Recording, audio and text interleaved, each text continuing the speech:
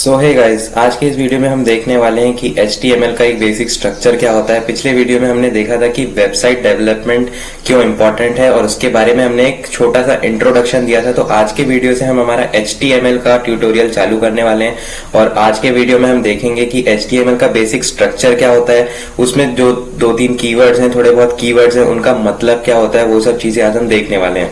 तो मैंने जैसे आपको पिछले वीडियो में डिस्क्रिप्शन में एक लिंक दे दिया था कि आपको विजुअल स्टूडियो कोड कैसे इंस्टॉल करना है, क्योंकि विजुअल स्टूडियो कोड सबसे इंपॉर्टेंट चीज है आपकी कोडिंग के लिए। तो हम अपने विजुअल स्टूडियो कोड में आ जाते हैं। विजुअल स्टूडियो कोड में मैं यहाँ पे आ चुका हूँ और एक विजुअल स्टूडियो कोड का एक छोटा सा मैं आपको ओवरव्यू दे देता हूँ।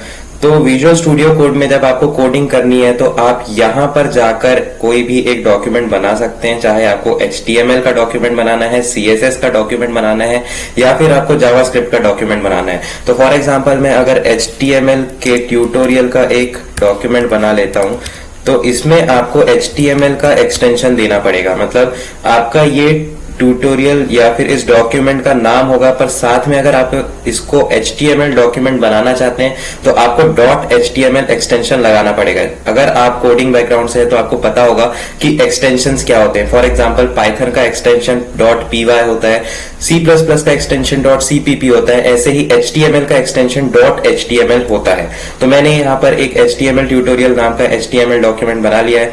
अगर आप CSS डॉक्यूमेंट बनाना चाहते हैं, CSS टाइप का डॉक्यूमेंट बनाना चाहते हैं तो यहाँ पे क्लिक करके आप CSS ट्यूट नाम से एक CSS डॉक्यूमेंट बना सकते हैं और आपको यहाँ पर एक्सटेंशन CSS देना पड़ेगा, .css देना पड़ेगा। सिमिलरली आप जावास्क्रिप्ट का एक डॉक्यूमेंट बना सकते हैं। यहाँ पर अगर मैं JS ट्यूट के नाम से एक जावास्क्रिप्ट का डॉक्यूमेंट बनाना चाहता हूं तो मुझे एक्सटेंशन में .js देना पड़ेगा और यहाँ पर आपके पास जावास्क्रिप्ट का एक डॉक्यूमेंट बन के आ जाएगा।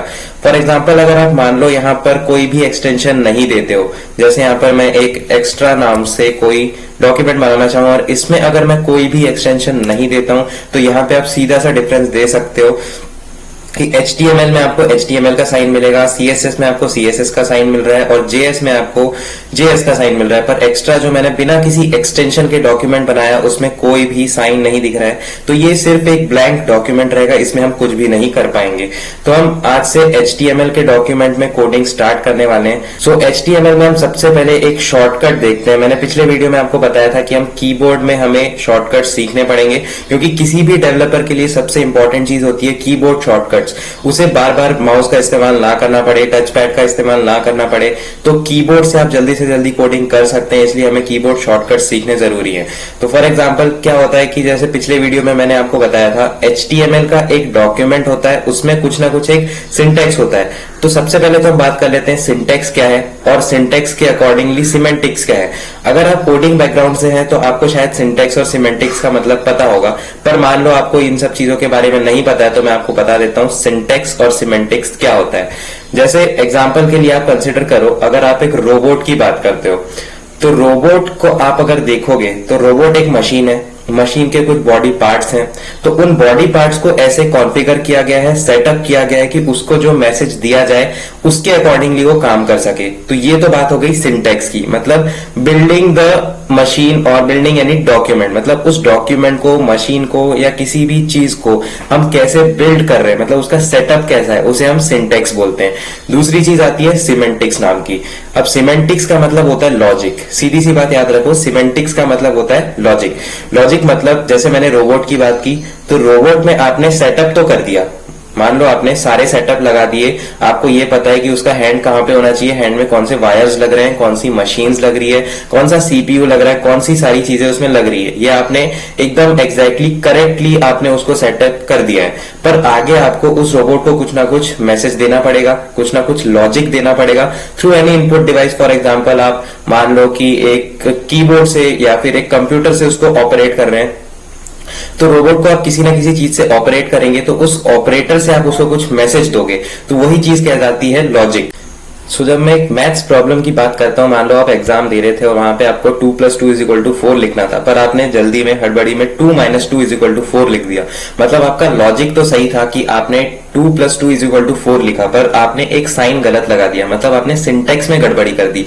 तो मान लो अगर आप एग्जाम में 2 + 2 = 4 लिखना चाह रहे थे, पर आपने जल्दी में गलती से यहाँ पे प्लस की जगह एक माइनस साइन लगा दिया, तो आंसर तो इसका करेक्टली क्या होना चाहिए था, 0। पर आपने लॉजिक तो सही लगाया कि 2 + 2 = 4, पर आपने सिंटेक्स में यहाँ पर गड़बड़ी कर दी कि आपने प्लस की जगह माइनस लिख दिया, तो ये एक सिंटेक्स एरर होगा। पर मान लो कि आपने सभी चीज सही लिखी थी, मतलब आपने अगर आपको 2 + 2 की वैल्यू निकालनी थी, मतलब आपको एक सम दिया हुआ था, उसमें आपने किसी स्टेप में आपने 2 + 2 लिखा था, पर आपने आगे जाकर उस 2 + 2 को क्या कर दिया, 5 कर दिया। मतलब अगर मैं बोलूं 2 + 2 = आपने अगर 6 लिख दिया या 5 लिख दिया, तो ये लॉजिक गलत हो गया ना, आपने एडिशन के समय यहाँ पे लॉजिक गलत लगा दिया, तो ये एक सिमेंटिक एरर कहलाता है। तो दो चीजें होती है, एक तो सिंटेक्स और एक सिमेंटिक्स। आपको सिंटेक्स और सिमेंटिक्स यहाँ पे समझ में आ गया होगा। तो हम बात करेंगे कि HTML का एक बेसिक डॉक्यूमेंट कैसे बनाया जाता है। तो HTML का सबसे पहला शॉर्टकट होता है कि हमें यहाँ पर एक एक्सक्लेमेशन मार्क लगाना है। विजुअल स्टूडियो कोड में बहुत ही अच्छी चीज होती है एमिट। एमिट एक ऐसी चीज है जो कि आपको कोडिंग करते समय विजुअल स्टूडियो कोड में बहुत ही ज्यादा हेल्प करती है। फॉर एग्जांपल, जैसे मैंने यहाँ पे एक्सक्लेमेशन मार्क दिया, तो यहाँ पे इसने मुझे 2 रेफरेंस दे दिए कि आप इस पे अगर क्लिक करोगे तो कुछ एक चीज आ जाएगी और इस पे क्लिक करोगे तो कुछ दूसरी चीज आएगी। पहले में आपको एमिट नाम से कुछ दिया हुआ है, तो पहले हम सेकंड वाले को क्लिक करके देखते हैं। तो यहाँ पे सिर्फ एक ही लाइन आई, पर अगर मैं इसको हटा के यहाँ पे फिर से एक्सक्लेमेशन मार्क लगा के सिर्फ एक्सक्लेमेशन पे क्लिक करता हूँ, मतलब एमिट पे क्लिक करता हूँ, तो आप देख सकते हो यहाँ पे मुझे पूरा HTML का एक सिंटेक्स मिल गया। जैसे मैं सिंटेक्स की बात कर रहा था कि आपको क्या क्या चीजें लिखनी होती है, तो किसी भी वेब डेवलपर के लिए सबसे इंपॉर्टेंट चीज है कि आपको टाइम बचाना आना चाहिए। तो विजुअल स्टूडियो कोड हमें बहुत अच्छी तरीके से हेल्प करता है टाइम बचाने में, और बहुत मिनिमाइज कर देता है हमारे कोड को, इतना इजी बना देता है कि आपको बहुत कम टाइम में अपनी डेवलपमेंट आप सीख सकते हो। तो यहाँ पे आप जैसे देख सकते हो ये HTML का एक बेसिक स्ट्रक्चर है। इसमें आपको डॉक टाइप दिखने को मिल रहा है, फिर HTML दिखने को मिल रहा है। अब ये HTML जो चीज है उसका आपको यहाँ पे क्लोजिंग टैग भी मिलेगा। तो ये जितनी भी चीजें दिख रही है आपको, HTML, हेड, बॉडी, ये सारी चीजें, मेटा, टाइटल, जो भी चीजें, इन सभी को हम टैग्स बोलते हैं। जैसे ये HTML टैग हुआ, ये हेड टैग हुआ, ये मेटा टैग हो गया, ये टाइटल का टैग हुआ, ऐसे ये बॉडी टैग है, और ये HTML जो फिर से आया है। तो अगर हम किसी चीज को स्टार्ट कर रहे हैं, ये एक टैग नहीं है, ये सिर्फ एक टाइटल की तरह आप इसको ले सकते हो कि ये स्टार्टिंग है HTML डॉक्यूमेंट की। पर अगर आप एक इनिशियल टैग देते हो तो उसका क्लोजिंग टैग अपने आप विजुअल स्टूडियो कोड आपको बना के दे देता है। मतलब आप अगर किसी चीज को चालू कर रहे हो तो उसका आपको क्लोज भी तो करना पड़ेगा। तो इसीलिए HTML का यहाँ पर ओपनिंग टैग भी है और ये लास्ट में क्लोजिंग टैग भी है। अब ये जो चीज है हेड और बॉडी इस HTML टैग के अंदर ही आएगा। मतलब हेड और बॉडी अलग से नहीं है, ये इसी चीज के अंदर है, क्योंकि आप देख सकते हो HTML जो है वो बाहर क्लोज हो रहा है, पर हेड जो है और बॉडी जो है इसी HTML के अंदर क्लोज हो रहा है। तो आज के इस वीडियो में बस हम इतना ही देख रहे हैं कि इन सभी चीजों का मतलब क्या है। तो पहली चीज को आप एक टाइटल की तरह देख सकते हो, या फिर आप HTML का ये सिंटेक्स की तरह देख सकते हो। तो इनिशियल लाइन यही होनी चाहिए, डॉक टाइप HTML। जैसा कि मैंने आपको बताया HTML का डॉक टाइप कुछ और होगा, CSS का डॉक टाइप कुछ और होगा, और JS का डॉक टाइप कुछ और होगा। तो इसी तरीके से यहाँ पर क्या है, हमारा डॉक टाइप HTML है, इसलिए हमने HTML एक्सटेंशन लगाया। अब फॉर एग्जांपल मैंने इस CSS ट्यूटोरियल को ऑन किया, तो ये कौन सा टाइप हुआ हमारा, .css टाइप। अब अगर मान लो मैं इसमें एक्सक्लेमेशन मार्क लगाता हूं तो मुझे VS कोड कोई एब्रीविएशन या एमिट नहीं दे रहा है। इसका मतलब इसका सिंटेक्स एक्सक्लेमेशन मार्क से स्टार्ट नहीं होता है। मतलब CSS का जो सिंटेक्स है वो कुछ अलग होगा, पर HTML का सिंटेक्स हमारा ऐसे होगा। तो यहाँ पे आप देख सकते हो कि ये HTML का एक बेसिक डॉक्यूमेंट है। अब इसमें कुछ चीजें यहाँ पे, HTML जो है वो बेसिक सी बात है, ये HTML डॉक टाइप का पूरा स्ट्रक्चर है। मतलब ये HTML जो है ये पूरा स्ट्रक्चर प्रोवाइड करता है। ऐसी जो हेड जो है हमारी चीज, वो बेसिकली यहाँ पर हम क्या चीजें रख रहे हैं उस पर डिपेंड करता है। तो जैसा कि आप इस HTML के डॉक्यूमेंट में देख सकते हो, यहाँ पे आपको एक HTML टैग देखने को मिल रहा है, हेड टैग देखने को मिल रहा है, बॉडी टैग देखने को मिल रहा है। तो यहाँ पर HTML में हमने लिखा है कि लैंग्वेज इंग्लिश है हमारी, ऐसे ही हेड टैग में हमारे पास 2-3 लाइंस हैं। तो ये मेटा टैग्स कहलाते हैं और ये टाइटल कहलाता है। तो मेटा टैग्स का मतलब ये है कि जैसे आप कोई वेबसाइट चला रहे हो, जैसे आप ब्राउजिंग कर रहे हो, और मान लो आपने किसी टॉपिक के लिए ब्राउजिंग कर रहे हैं, जैसे जैसे आप मान लेते हो कि क्रिकेट की आपको मान लो न्यूज देखनी है, तो आप जैसे क्रिकेट की न्यूज सर्च करोगे तो सबसे ऊपर आपको क्या दिखेगा, क्रिकबज़ ऐप दिखता है या क्रिकबज़ की वेबसाइट दिखती है। ऐसा क्यों होता है, बाकी वेबसाइट्स ऊपर क्यों नहीं आती? या तो आपको ESPN की वेबसाइट मिलेगी या क्रिकबज़ की मिलेगी, और बाकी वेबसाइट जो कि वो रैंडम वेबसाइट होती है जो कि आपने ज्यादा यूज नहीं की होगी। तो ऐसा इसीलिए होता है क्योंकि इन वेबसाइट्स को इस तरीके से डिजाइन किया गया है, उनके टैग्स इस तरीके से बनाए गए हैं कि वो वेबसाइट इजीली एक्सेस हो और कोई भी यूजर इन वेबसाइट्स को ज्यादा एक्सेस कर पाए, और फिर उसके बाद जितनी ज्यादा वो वेबसाइट यूज होती जाती है उतनी ज्यादा वो ऑप्टिमाइज होती जाती है। तो ये जो टैग्स हैं यहाँ पर मेटा टैग, वो इनेबल करते हैं कि हमारी वेबसाइट इजीली एक्सेसिबल होगी कि नहीं किसी भी ब्राउजर पे। मान लो आप गूगल क्रोम की बात करते हो तो वहां पे आपकी वेबसाइट इजीली एक्सेसिबल तभी होगी जब आपके मेटा टैग्स उसके लायक के होंगे, उतने अच्छे टैग्स होंगे, तभी आपकी वेबसाइट जो होगी वो इजीली एक्सेसिबल वेबसाइट होगी। अब यहाँ पे आप देख सकते हो, यहाँ पे एक टाइटल नाम की चीज दिख रही है। तो जैसे यहाँ पे मान लो मैं अभी यहाँ पे CSS हटा देता हूँ, सिर्फ HTML लेक्चर्स नाम का रखता हूँ, तो जैसे आप यहाँ पे देख सकते हैं, जैसे आप इंटरनेट पे जब ब्राउजिंग करते हैं तो मान लो आप YouTube सर्च करते हो, तो आपने मान लो एक टैब खोला, फिर दूसरा न्यू टैब खोला, तो आपको वहां पे टैब में जो टाइटल दिखता है वो क्या होता है, youtube.com। ऐसे ही आप अगर क्रिकबज़ की डालोगे तो crickbuzz.com, तो वही जो होता है वो टाइटल होता है। जैसे फॉर एग्जांपल अगर मैं इसको यहाँ पे कर देता हूँ htmllectures.com, मतलब मैंने इसको कर दिया htmllectures.com। सो हमारा जो टाइटल होगा हमारे HTML डॉक्यूमेंट का या हमारी वेबसाइट का, वो अब हमें htmllectures.com दिखेगा। सो ये आपको वहां पे वेबसाइट में देखने को मिलेगा। तो मैं आपको यहाँ पर अपनी वेबसाइट ओपन करके एक बार दिखा देता हूँ। तो जैसे आप यहाँ पे देख सकते हो मेरी जो वेबसाइट है आपको कुछ इस तरीके से दिखेगी। सो यहाँ पे आप देख सकते हो हमारा जो वेबसाइट है उसका टाइटल आपको देखने को मिला htmllectures.com। सो ये डिपेंड करता है कि हमने अपनी जो वेबसाइट है उसका टाइटल क्या रखा है। अब जैसे मान लो मैं इसको यहाँ पे HTML के साथ ही साथ यहाँ पे अगर मैं CSS भी डाल देता हूँ और मैं इसको अगर सेव करता हूँ, तो आपको यहाँ पे देखने को मिलेगा मेरी वेबसाइट में अब इसका टाइटल जो है वो htmlcsslectures.com हो चुका है। मतलब हम अपने टाइटल को अपने विश के अकॉर्डिंग चेंज कर सकते हैं।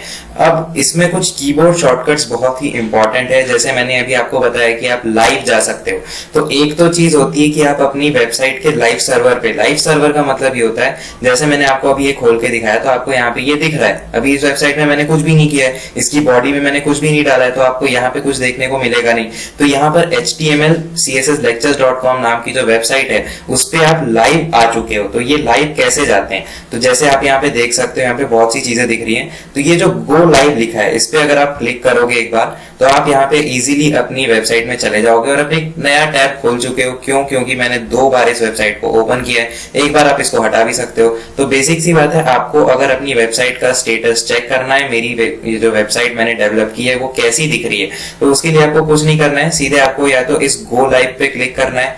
तो यहाँ पे जब गो लाइव आ जाता है तो आप इस पे इजीली चले जाते हो। पर इसका एक शॉर्टकट है, आप अपनी वेबसाइट पे जाने के लिए Alt+L+O अगर प्रेस करोगे तो आप अपनी वेबसाइट पे डायरेक्टली चले जाओगे। सो मतलब आप कीबोर्ड को यूज करके डायरेक्टली टाइम बचाते हुए अपनी वेबसाइट पे जा सकते हो। तो यहाँ से हमारे पास एक और शॉर्टकट आता है कि हम अपनी वेबसाइट पे कैसे जाते हैं। तो वो कैसे जाते हैं, हम Alt+L+O प्रेस करके, वो मैं भी आपको बता दूंगा सारे कीबोर्ड शॉर्टकट्स क्या क्या होते हैं। सो एक और चीज होती है, बहुत इंपॉर्टेंट चीज होती है हमारे पास, वो है कमेंट लिखना किसी भी वेबसाइट के सिंटैक्स में, मतलब ऐसी चीज जिसको कि हम वेबसाइट में इग्नोर करेंगे। जैसे फॉर एग्जांपल अगर मैं बात करता हूं कि आप किसी कंपनी के एम्प्लॉय हो या फिर आप अगर स्टूडेंट हो और आपको मान लो एक वेबसाइट बनाने का प्रोजेक्ट मिला है। अब जब उस प्रोजेक्ट को आप कंप्लीट कर लोगे और सामने जो चेक करने वाला आदमी होगा या जो भी आदमी आपकी वेबसाइट को चेक करने वाला होगा, तो वो देखेगा कि आपकी वेबसाइट कैसी है। वो आपकी वेबसाइट तो देखेगा ही, साथ ही साथ आपकी वेबसाइट के सिंटैक्स को देखेगा, इस कोडिंग को देखेगा। तो उस कोडिंग को वो ताकि इजीली समझ पाए, इसलिए हम यहाँ पर कमेंट्स ऐड करते हैं। मैं अगर बोलूं कि इंग्लिश लैंग्वेज इज यूज्ड, यहाँ पर आप देख सकते हो इंग्लिश लैंग्वेज यहाँ पर यूज हो रही है, तो हम यहाँ पे सिंपली लिख देंगे कि English language is used in this HTML tutorial. अब मान लो मैं इस चीज को यहाँ पर इग्नोर करना चाहता हूँ अपनी वेबसाइट में, तो इसके लिए आप सिंपल सी बात क्या कर सकते हो, इसको कमेंट कर दो। कमेंट करने का मतलब जितने पार्ट आपने यहाँ पे कमेंट किया है वो ग्रीन दिखता है, और ये ग्रीन पार्ट जो होता है वो पूरी वेबसाइट के सिंटेक्स में इग्नोर होता है। ये सिर्फ एक आप ऐसे देख सकते हो कि इसका कोई एग्जिस्टेंस नहीं है, बस ये दिखाने के लिए है कि आगे वाला आदमी समझ पाए। तो कमेंट कैसे करते हैं? अब कमेंट करने का तरीका क्या है, किसी भी लाइन को अगर आपको कमेंट करना है, फॉर एग्जांपल मैं ये थर्ड लाइन कमेंट करना चाहता हूं, तो सिंपली आपको क्या करना है, कंट्रोल प्लस फॉरवर्ड स्लैश दबाना है, इससे आपकी लाइन कमेंट हो जाएगी। अब एक और बार अगर आप कंट्रोल प्लस फॉरवर्ड स्लैश दबाते हो तो ये अनकमेंट हो जाएगी। तो बस ये थोड़ी बहुत चीजें यहाँ पे आपको देखने को मिल जाएगी। तो ये बस एक बेसिक स्ट्रक्चर था कि HTML का बेसिक स्ट्रक्चर क्या होता है, कमेंट्स क्या होते हैं, आप अपनी वेबसाइट पे लाइव कैसे जा सकते हो, और ये जो इतना बड़ा सिंटेक्स आपको दिख रहा है ये रेडीमेड लाना है, तो आप सीधे से क्या करोगे, एक्सक्लेमेशन मार्क पे प्रेस करोगे तो आपको क्या मिल जाएगा, यहाँ पर इतना बड़ा सिंटेक्स आपको रेडीमेड मिल जाएगा। तो इस वीडियो के लिए बस इतना ही। अगले वीडियो में हम देखेंगे कि हमारा जो बॉडी टैग है उसमें हम कैसे कोडिंग करते हैं। जैसा पिछले वीडियो में मैंने आपको बताया था एक प्रेजेंटेशन में कि इस बॉडी टैग के अंदर मैंने कुछ लाइंस लिख रखी थी, H1 H2 से लेके H6 तक एक पैराग्राफ लिखा था, उसमें कुछ स्ट्रॉन्ग टैग्स यूज किए थे। तो वो सब चीजें क्या होती है अगले वीडियो में देखने वाले हैं। तो हम अगले वीडियो में देखेंगे बॉडी टैग में हम क्या यूज करते हैं, क्या चीजें लिखते हैं। सो बस इस वीडियो के लिए इतना ही, अगले वीडियो तक के लिए बाय।